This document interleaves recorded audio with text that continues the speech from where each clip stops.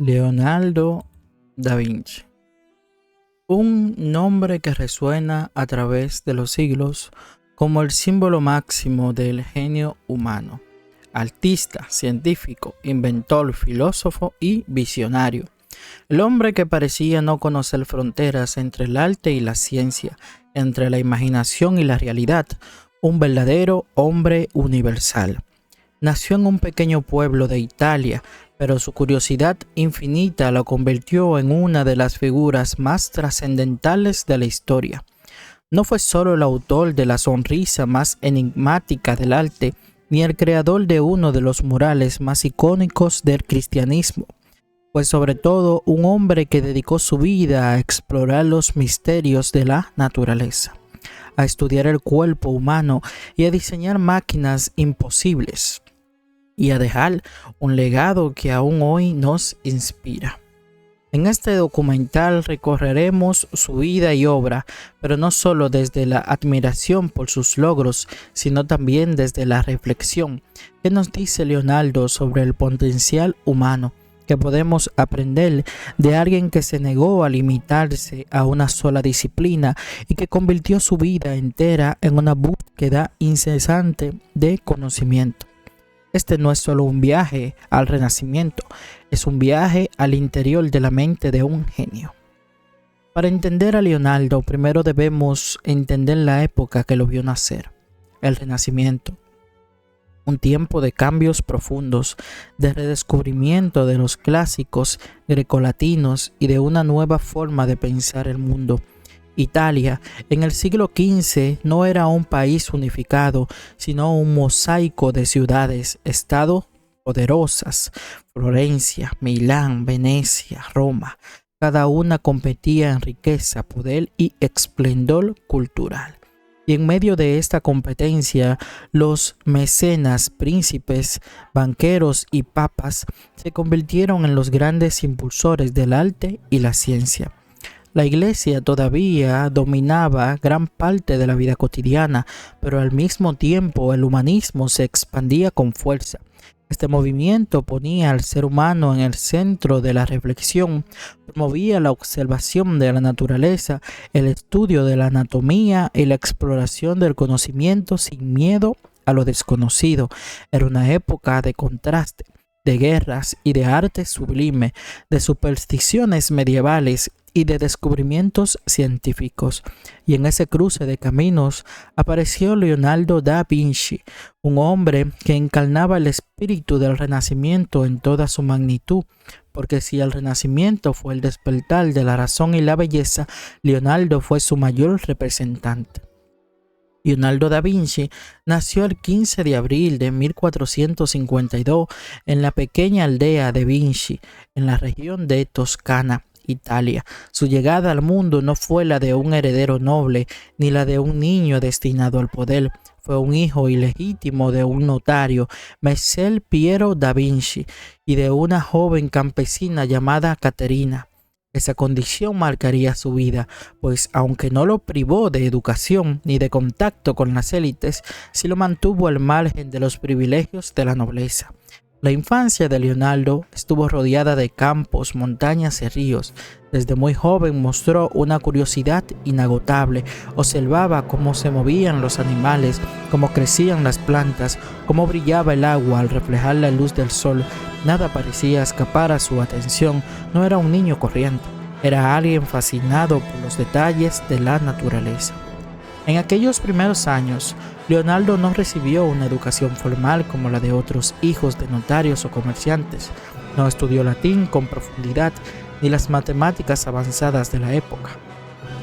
Sin embargo, poseía una capacidad única para aprender, observando y dibujando.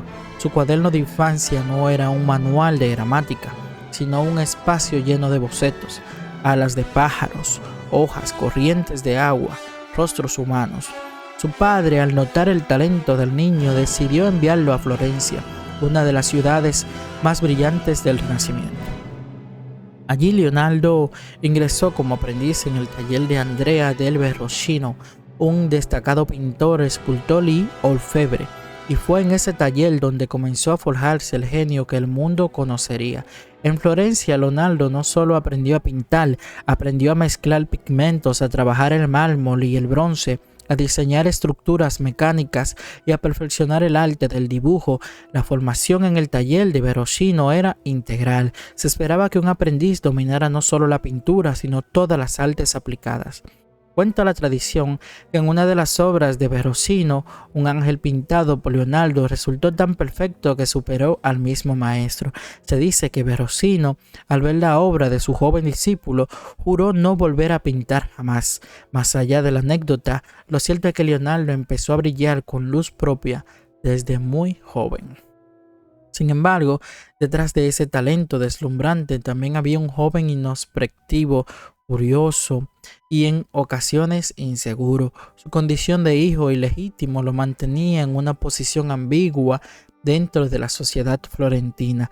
No podía aspirar a ciertos cargos ni a la vida política, pero esa aparente limitación lo impulsó hacia otros caminos: el arte, la observación y la invención.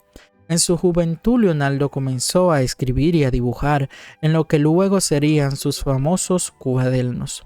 Allí no solo registraba bocetos artísticos, sino también estudios de anatomía, diseños de máquinas, reflexiones filosóficas e incluso listas de compras. Era un reflejo de su mente dispersa, pero inmensamente creativa. Leonardo nunca dejó de ser, en esencia, un observador del mundo. Desde sus primeros años en Vinci hasta su formación en Florencia, su vida estuvo marcada por la curiosidad, una curiosidad que no se conformaba con respuestas simples, sino que buscaba siempre ir más allá. Ese niño que observaba los campos toscanos con ojos de asombro estaba a punto de convertirse en el hombre que transformaría para siempre la historia del arte y de la ciencia. En la Florencia del Renacimiento, la ciudad respiraba arte, comercio y pensamiento. Era el corazón palpitante de una época en la que la belleza, la razón y el ingenio humano se convertían en motores de transformación. Allí, en medio de talleres, plazas y palacios, Leonardo da Vinci comenzó a construir su identidad como artista. Tras formarse en el taller de Andrea del Verrocchio, Leonardo empezó a recibir encargos propios. Sus primeras obras muestran un estilo en evolución, una mezcla entre la herencia de su maestro y su búsqueda personal de la perfección. Desde el inicio, Leonardo no se conformó con seguir fórmulas aprendidas. Para él, pintar no era reproducir una imagen, sino capturar la esencia de la vida. Una de sus primeras obras conocidas es la Anunciación. En este cuadro, Leonardo representa el momento en que el ángel Gabriel anuncia a María que será la madre de Jesús. A simple vista es una escena religiosa, pero lo que diferencia a Leonardo de otros artistas es su atención al detalle. Las alas del ángel parecen inspiradas en un estudio de aves reales, y el jardín que rodea a María es una explosión de naturaleza. Cada flor pintada con precisión científica era como si el pintor y el científico empezaran a convivir en un mismo lienzo. En esa etapa también surge la Virgen del Claver, una obra que combina ternura y equilibrio. El rostro de María transmite serenidad, mientras el niño Jesús juega con una flor, símbolo de la pasión y el sacrificio. Aquí Leonardo ya experimentaba con la técnica del esfumato, un difuminado sutil que suaviza los contornos y da la sensación de atmósfera viva. Este recurso se convertiría en una de sus marcas más reconocibles. Pero Leonardo no solo pintaba en Florencia, se movía en un ambiente intelectual efervescente. Matemáticos, filósofos, arquitectos y artistas compartían ideas. Ese contacto con distintas disciplinas lo llevó a concebir la pintura no solo como un arte, sino como una ciencia de la visión. Para Leonardo, el pintor debía conocer anatomía, geometría, óptica y naturaleza. Solo así podría representar el mundo de manera verdadera. En sus años de madurez en Florencia, Leonardo recibió encargos importantes. Aunque su carácter inquieto lo llevaba a abandonar proyectos a medio camino, uno de los más famosos fue La Adoración de los Magos, una obra inacabada que aún en su estado incompleto revela su genialidad. Allí Leonardo diseñó una composición dinámica llena de personajes en movimientos, caballos se alzan y rostros cargados de emoción. Era una ruptura de la rigidez de obras anteriores en la tradición religiosa. Lo que distinguía a Leonardo de sus contemporáneos era su obsesión por la observación, mientras que otros pintores se encontraban con seguir cánones establecidos. Él se detenía a estudiar cómo se curvaba un músculo al moverse, cómo variaba la luz al entrar por una ventana o cómo se reflejaba en el agua cada detalle. Era una puerta hacia el conocimiento. En Florencia, Leonardo se ganó fama como un hombre talentoso, pero también enigmático. Era un artista prolífico en cantidad de obras terminadas, pero cada creación suya parecía encerrar un misterio de un nivel de perfección inalcanzable. Sus pinturas no eran simples imágenes religiosas, era ventana hacia un mundo donde la ciencia y el arte se daban la mano. Esta primera madurez artística en Florencia marcó el inicio de su estilo inconfundible, un estilo que lo llevaría poco después a conquistar otras ciudades y a dejar un legado que transformaría para siempre la historia del arte. En 1482, Leonardo da Vinci dejó Florencia y se trasladó a Milán, una de las ciudades más prósperas e influyentes del norte de Italia. Allí gobernaba Ludovico Sforza, conocido como Segundo Moro, un hombre ambicioso que buscaba consolidar su poder no solo a través de la política y la guerra, sino también mediante el prestigio de las artes. Para presentarse ante él, Leonardo escribió una famosa carta en la que no destacaba principalmente sus talentos como pintor, sino sus habilidades como ingeniero militar. En ese documento, Leonardo describía con detalle su capacidad para diseñar armas, fortificaciones y máquinas de guerra. Convencido de que ese perfil sería más atractivo para Ludovico, solo al final de la carta, casi como un añadido, mencionaba que también sabía pintar. Esa humildad aparente mezclada con astucia le abrió las puertas de la corte milanesa. Durante casi 2 décadas, Leonardo vivió en Milán, trabajando en múltiples proyectos. Fue ingeniero, arquitecto, diseñador de espectáculos y, por supuesto, pintor. Sin embargo, su obra más trascendental de ese periodo fue La Última Cena, un mural que cambiaría para siempre la historia del arte. El encargo provino del convento dominico de Santa María delle Grazie. Los monjes querían una representación del momento en que Jesús anuncia a sus discípulos que uno de ellos lo traicionará. El tema era conocido y había sido pintado en numerosas ocasiones, pero Leonardo lo transformó en algo completamente nuevo. En lugar de representar a los apóstoles de forma rígida y estática, los retrató en un instante de tensión dramática. Jesús está en el centro, sereno, mientras a sus alrededores los discípulos reaccionan con gestos de sorpresa, incredulidad y hasta indignación. Cada grupo de 3 apóstoles parece formar una pequeña escena teatral dentro del conjunto, lo que da dinamismo a la obra. Leonardo utilizó además la técnica de la perspectiva para crear la ilusión de profundidad. Las líneas del techo y de las paredes parecen converger en las figuras de Jesús, reforzando su papel como centro espiritual y narrativo de la composición. Todo conduce hacia él, como si fuera el eje del universo en ese preciso instante. Pero lo más revolucionario fue su manera de representar la emoción humana. Judas, el traidor, aparece junto a Pedro y Juan, no aislado ni marcado con signos evidentes de villanía, sino integrado entre los demás, lo que aumenta la tensión psicológica del momento. Su rostro sombrío y su gesto retraído lo delatan, pero de una forma sutil, profundamente humana. Lamentablemente, Leonardo decidió experimentar una técnica mixta, combinando óleo y temple sobre yeso seco, en lugar de la tradicional pintura al fresco. Esto permitió una mayor riqueza de detalles, pero también hizo que la obra empezara a deteriorarse rápidamente. Apenas unas décadas después de su finalización, La Última Cena ya mostraba graves daños. Sin embargo, su poder visual y simbólico ha trascendido los siglos. En Milán, Leonardo no solo pintó, También diseñó proyectos arquitectónicos, estudió anatomía en secreto y elaboró planes urbanísticos visionarios para la ciudad. Su espíritu inquieto no podía limitarse a una sola disciplina. Era un hombre que soñaba con transformar el mundo a través de la unión del arte y la ciencia. La etapa milanesa fue sin duda uno de los momentos más brillantes de su carrera.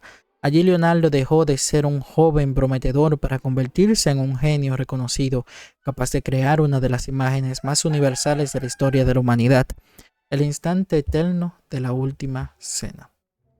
Aunque el mundo recuerda a Leonardo da Vinci principalmente como pintor, él mismo se consideraba mucho más que un artista. De hecho, gran parte de su vida la dedicó a observar, analizar y comprender la naturaleza en todas sus dimensiones. Su curiosidad era insaciable y lo que lo diferenciaba de muchos de sus contemporáneos era su afán por registrar sus descubrimientos en cuadernos llenos de dibujos, diagramas y reflexiones. En estos cuadernos, Leonardo abordó temas que iban desde la anatomía humana hasta la hidráulica, pasando por la botánica, la mecánica y la astronomía. Cada página era un testimonio de su deseo de descifrar los secretos del universo. Uno de sus mayores intereses fue el cuerpo humano. Para comprenderlo mejor realizó disecciones en cadáveres, una práctica poco común y hasta polémica en su tiempo. Gracias a ello produjo ilustraciones anatómicas de una precisión sorprendente que incluso hoy siguen admirando a médicos y científicos. Representó músculos, huesos, órganos y sistemas completos con un nivel de detalle que mostraba no solo sus dotes artísticos, sino también su capacidad de observación científica. En sus estudios anatómicos no se limitó a describir, sino que intentó explicar cómo funcionaba el cuerpo. Hizo entender la respiración, la circulación de la sangre y la mecánica del movimiento. Aunque algunas de sus conclusiones no eran del todo correctas debido a las limitaciones de la época, muchas de sus observaciones se adelantaron a descubrimientos que la ciencia confirmaría siglos después. Otro de sus campos de interés fue la ingeniería. Leonardo diseñó máquinas de guerra como catapultas y carros blindados. Pero también ideó inventos que parecían salidos de la imaginación de un visionario. Helicópteros, paracaídas, submarinos, puentes móviles y mecánicos automáticos. Muchos de estos proyectos nunca se construyeron, pero al analizarlos hoy resulta evidente que estaba pensando en conceptos que serían realidad cientos de años más tarde. Un ejemplo, su famoso diseño del ornitóptero, una máquina voladora inspirada en el vuelo de los pájaros. Aunque nunca llegó a funcionar, este proyecto mostraba la manera en que Leonardo unía la observación de la naturaleza con la ambición de la tecnología. También diseñó un prototipo de helicóptero con una hélice en forma de tornillo, que, aunque irrealizable con los materiales de su tiempo, anticipaba el principio básico del vuelo vertical. Además, se interesó profundamente por el agua, al que llamaba la fuerza motriz de la naturaleza. Dibujó canales, sistemas de riesgo, puertos y máquinas hidráulicas. Sus estudios sobre corrientes, remolinos y mareas revelan una atención minuciosa a los fenómenos naturales, siempre con el objetivo de comprenderlos y aprovecharlos para el beneficio humano. Su visión era integral. Para él, el arte y la ciencia no estaban separados, sino que formaban parte de un mismo camino hacia el conocimiento. Sus dibujos anatómicos eran obras de arte y sus pinturas al mismo tiempo eran experimentos científicos en el uso de la luz, la perspectiva y el movimiento. El genio de Leonardo no radicaba únicamente en tener ideas brillantes, sino en su capacidad de observar con ojos nuevos lo que los demás daban por sentado. Donde otros veían un cuerpo, él veía una máquina perfecta. Donde otros veían un río, él veía un sistema de fuerza en equilibrio. Y donde otros veían un pájaro, él veía la clave para que el hombre algún día pudiera volar. Su legado científico e inventivo demuestra que Leonardo da Vinci fue quizás uno de los primeros grandes pensadores modernos. Alguien que no se conformaba con la tradición y buscaba siempre a través de la experiencia y la observación construir un conocimiento nuevo. Con el paso del tiempo, Leonardo da Vinci se fue convirtiendo en una figura cada vez más admirada y al mismo tiempo más enigmática. Para comienzos del siglo XVI, su fama ya lo había llevado a Florencia, Milán y otras ciudades italianas, trabajando tanto para mecenas poderosos como para instituciones religiosas. Sin embargo, sus últimos años serían un viaje hacia la madurez, la contemplación y finalmente la consolidación de su legado. En 1513, Leonardo se trasladó a Roma, ciudad que en ese momento vivía un renacimiento artístico y cultural sin precedentes bajo el patrocinio de la familia papal de los Medici.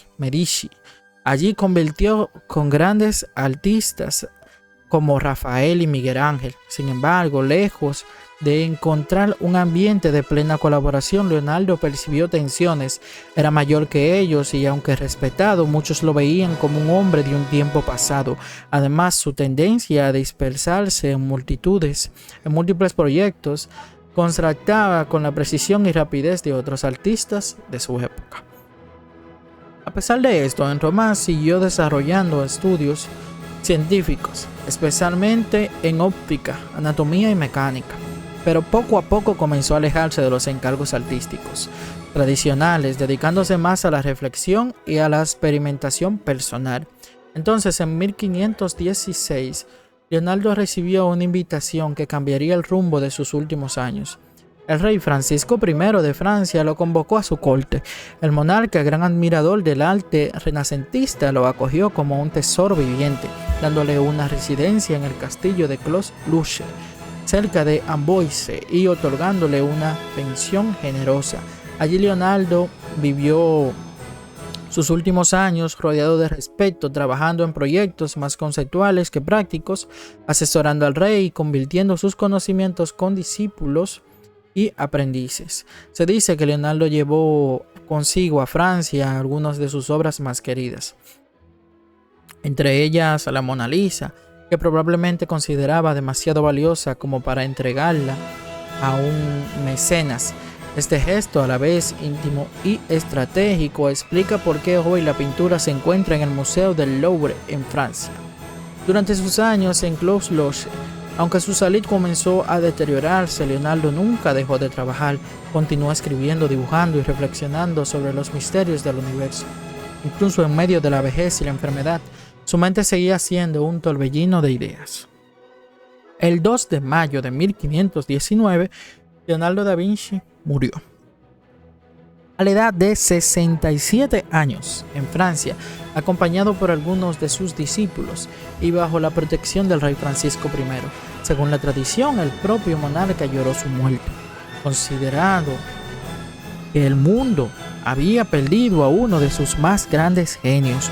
Pero más allá de su muerte, lo importante fue su herencia. Leonardo dejó tras de sí no solo cuadros inmortales, como la Última Cena o la Mona Lisa, sino también miles de páginas llenas de bocetos, estudios y reflexiones que siglos después siguen sorprendiendo. Sus cuadernos son un testimonio de que el conocimiento no tiene fronteras para el arte. La ciencia y la filosofía eran caminos hacia una misma verdad. La herencia de Leonardo da Vinci trasciende épocas y disciplinas. Por ejemplo perfecto de lo que hoy llamamos un hombre del Renacimiento. Alguien que se atreve a explorar múltiples campos del saber y que entiende que la creatividad nace de la curiosidad. Su figura inspira a artistas, científicos, ingenieros y pensadores porque nos recuerda que el conocimiento no debe dividirse, sino integrarse. En última instancia, Leonardo nos enseñó que observar el mundo con asombro y con preguntas constantes es la clave para avanzar. Su vida fue un puente entre el arte y la ciencia, entre el pasado y el futuro, entre lo humano y lo universal. Si has llegado hasta aquí y te ha gustado el audio documental que te traje el día de hoy, no olvides suscribirte y seguirme para seguir escuchando más audio documentales. Deja tu like, comentario y un comentario positivo ahí que nos motive. Si llegaste hasta esta parte porque te ha gustado mucho el documental, y espero que dejes un comentario ahí que digas si te gustó, si no te gustó, qué cambiarías, qué parte no te gustó de la historia o la narración, o si hay algo que te gustaría que traigamos al canal, si hay algún artista del pasado que te gustaría que renombremos aquí o que le hagamos su audio documental, no olvides dejarlo en los comentarios. Aquí se despide este historiador novato y nos vemos en el próximo audio documental. Esperando que le haya gustado muchísimo esta historia, tanto como a mí escribir este documental en base a investigaciones. Hasta la próxima historia.